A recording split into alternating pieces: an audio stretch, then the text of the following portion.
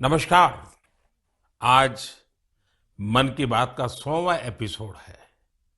मुझे आप सबकी हजारों चिट्ठियां मिली हैं, लाखों संदेश मिले हैं और मैंने कोशिश की है कि ज्यादा से ज्यादा चिट्ठियों को पढ़ पाऊं, देख पाऊं, संदेशों को जरा समझने की कोशिश करूं। आपके पत्र पढ़ते हुए कई बार मैं भावुक हुआ, भावनाओं से भर गया, भावनाओं में बह गया और खुद को फिर संभाल भी लिया। आपने मुझे मन की बात के 100वें एपिसोड पर बधाई दी है, लेकिन मैं सच्चे दिल से कहता हूं, दरअसल बधाई के पात्र तो आप सभी मन की बात के श्रोता है, हमारे देशवासी हैं। मन की बात कोटि कोटि भारतीयों के मन की बात है, उनकी भावनाओं का प्रकटीकरण है। साथियों, 3 अक्टूबर 2014 विजयादशमी का वो पर्व था और हम सब ने मिलकर विजयादशमी के दिन मन की बात की यात्रा शुरू की थी। विजयादशमी यानी बुराई पर अच्छाई की जीत का पर्व। मन की बात भी देशवासियों की अच्छाइयों का, सकारात्मकता का एक अनोखा पर्व बन गया है। एक ऐसा पर्व जो हर महीने आता है, जिसका इंतजार हम सभी को होता है। हम इसमें पॉजिटिविटी को सेलिब्रेट करते हैं, हम इसमें पीपल्स पार्टिसिपेशन को भी सेलिब्रेट करते हैं। कई बार यकीन नहीं होता कि मन की बात को इतने महीने और इतने साल गुजर गए। हर एपिसोड अपने आप में खास रहा। हर बार नए उदाहरणों की नवीनता, हर बार देशवासियों की नई सफलताओं का विस्तार। मन की बात में पूरे देश के कोने कोने से लोग जुड़े, हर आयु वर्ग के लोग जुड़े। बेटी बचाओ बेटी पढ़ाओ की बात हो, स्वच्छ भारत आंदोलन हो, खादी के प्रति प्रेम हो या प्रकृति की बात, आजादी का अमृत महोत्सव हो या फिर अमृत सरोवर की बात। मन की बात जिस विषय से जुड़ा वो जन आंदोलन बन गया और आप लोगों ने बना दिया। जब मैंने तत्कालीन अमेरिकी राष्ट्रपति बराक ओबामा के साथ साझा मन की बात की थी, तो इसकी चर्चा पूरे विश्व में हुई थी। साथियों, मन की बात मेरे लिए तो दूसरों के गुणों की पूजा करने की तरह ही रहा है। मेरे एक मार्गदर्शक थे, श्री लक्ष्मण राव जी इनामदार। हम उनको वकील साहब कहा करते थे।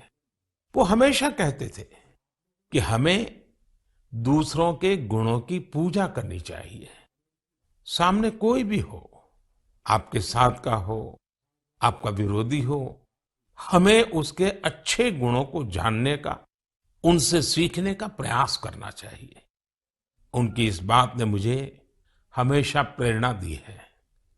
मन की बात दूसरों के गुणों से सीखने का बहुत बड़ा माध्यम बन गई है। मेरे प्यारे देशवासियों, इस कार्यक्रम ने मुझे कभी भी आपसे दूर नहीं होने दिया। मुझे याद है, जब मैं गुजरात का मुख्यमंत्री था, तो वहां सामान्य जन से मिलना जुलना स्वाभाविक रूप से हो ही जाता था। मुख्यमंत्री का कामकाज और कार्यकाल ऐसा ही होता है, मिलने जुलने के अवसर बहुत मिलते रहते हैं। लेकिन 2014 में दिल्ली आने के बाद मैंने पाया कि यहाँ का जीवन तो बहुत ही अलग है। काम का स्वरूप अलग, दायित्व अलग, स्थितियां परिस्थितियों के बंधन, सुरक्षा का तामझाम, समय की सीमा। शुरुआती दिनों में कुछ अलग महसूस करता था, खाली खाली सा महसूस करता था। 50 साल पहले मैंने अपना घर इसलिए नहीं छोड़ा था कि एक दिन अपने ही देश के लोगों से संपर्क ही मुश्किल हो जाएगा। जो देशवासी मेरा सब कुछ है, मैं उनसे ही कट करके जी नहीं सकता था। मन की बात ने मुझे इस चुनौती का समाधान दिया, सामान्य मानवी से जुड़ने का रास्ता दिया। पदभार और प्रोटोकॉल व्यवस्था तक ही सीमित रहा और जनभाव कोटि कोटि जनों के साथ मेरे भाव विश्व का अटूट अंग बन गया। हर महीने मैं देश के लोगों के हजारों संदेशों को पढ़ता हूं। हर महीने में देशवासियों के एक से एक अद्भुत स्वरूप के दर्शन करता हूं। मैं देशवासियों के तप त्याग की पराकाष्ठा को देखता हूं, महसूस करता हूं। मुझे लगता ही नहीं है कि मैं आपसे थोड़ा भी दूर हूं। मेरे लिए मन की बात ये एक कार्यक्रम नहीं है। मेरे लिए एक आस्था, पूजा, व्रत है। जैसे लोग ईश्वर की पूजा करने जाते हैं तो प्रसाद की थाल लाते हैं, मेरे लिए मन की बात ईश्वर रूपी जनता जनार्दन के चरणों में प्रसाद की थाल की तरह है। मन की बात मेरे मन की आध्यात्मिक यात्रा बन गया है। मन की बात स्व से समष्टि की यात्रा है। मन की बात अहम से वयम की यात्रा है। यह तो मैं नहीं तू ही इसकी संस्कार साधना है। आप कल्पना करिए, मेरा कोई देशवासी 40-40 साल से निर्जन पहाड़ी और बंजर जमीन पर पेड़ लगा रहा है। कितने ही लोग 30-30 साल से जल संरक्षण के लिए बावड़ियां और तालाब बना रहे हैं, उसकी साफ सफाई कर रहे हैं। कोई 25-30 साल से निर्धन बच्चों को पढ़ा रहा है, कोई गरीबों की इलाज में मदद कर रहा है। कितनी ही बार मन की बात में इनका जिक्र करते हुए मैं भावुक हो गया हूं।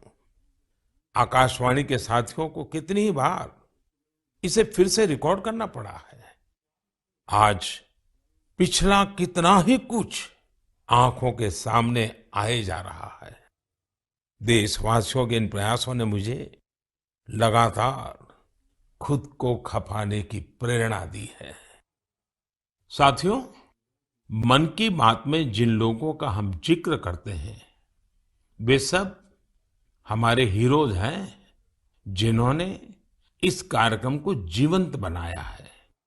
आज जब हम 100वें एपिसोड के पड़ाव पर पहुंचे हैं, तो मेरी ये भी इच्छा है कि हम एक बार फिर इन सारे हीरोज के पास जाकर उनकी यात्रा के बारे में जानें। आज हम कुछ साथियों से बात भी करने की कोशिश करेंगे। मेरे साथ जुड़ रहे हैं हरियाणा के भाई सुनील जगलान जी। सुनील जगलान जी का मेरे मन पर इतना प्रभाव इसलिए पड़ा क्योंकि हरियाणा में जेंडर रेशियो पर काफी चर्चा होती थी और मैंने भी बेटी बचाओ बेटी पढ़ाओ का अभियान हरियाणा से ही शुरू किया था। और इसी बीच जब सुनील जी के सेल्फी विद डॉटर कैंपेन पर मेरी नजर पड़ी तो मुझे बहुत अच्छा लगा। मैंने भी उनसे सीखा और इसे मन की बात में शामिल किया। देखते ही देखते सेल्फी विद डॉटर एक ग्लोबल कैंपेन में बदल गया। और इसमें मुद्दा सेल्फी नहीं थी, टेक्नोलॉजी नहीं थी, इसमें डॉटर को, बेटी को प्रमुखता दी गई थी। जीवन में बेटी का स्थान कितना बड़ा होता है, इस अभियान से यह भी प्रकट हुआ। ऐसे ही अनेकों प्रयासों का परिणाम है कि आज हरियाणा में जेंडर रेशियो में सुधार आया है। आइए आज सुनील जी से ही कुछ गप मार लेते हैं। नमस्कार सुनील जी। नमस्कार सर। मेरी खुशी बहुत बढ़ गई है सर आपकी आवाज सुनकर। Sunil ji, selfie with daughter हर किसी को याद है। अब जब इसकी फिर चर्चा हो रही है तो आपको कैसा लग रहा है? प्रधानमंत्री जी, ये असल में आपने जो हमारे प्रदेश हरियाणा से पानीपत की चौथी लड़ाई बेटियों के चेहरे पे मुस्कुराहट लाने के लिए शुरू की थी, जिसे आपके नेतृत्व में पूरे देश ने जीतने की कोशिश की है, तो वाकई ये मेरे लिए और हर बेटी के पिता और बेटियों को चाहने वालों के लिए बहुत बड़ी बात है। सुनील जी, अब आपकी बिटिया कैसी है? आजकल क्या कर रही है? जी, मेरी बेटियां नंदनी और याचिका है। एक 7th क्लास में पढ़ रही है, एक 4th क्लास में पढ़ रही है और आपकी बड़ी प्रशंसक हैं। आपकी उन्होंने आपके लिए थैंक यू प्राइम मिनिस्टर करके अपनी क्लासमेट्स जो हैं लेटर भी लिखवाए थे असल में। वाह वाह वाह वाह अच्छा, बिटिया को आप मेरा और मन की बात के श्रोताओं का खूब सारा आशीर्वाद दीजिए। बहुत बहुत शुक्रिया जी, आपकी वजह से देश की बेटियों के चेहरे पे लगातार मुस्कान बढ़ रही है। बहुत बहुत धन्यवाद सुनील जी। जी शुक्रिया। साथियों,